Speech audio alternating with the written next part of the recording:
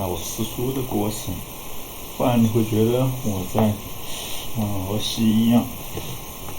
书就是撕下来要专注不相干的部分，怎么能让它保留呢？所以我也这么夸张的一把杀猪刀，这一不小心用力过猛就把自己砍到了。这把刀呢，除了削水果之外，这个作用你们知不知道？一定要非常专注。这一是我要看的文章了。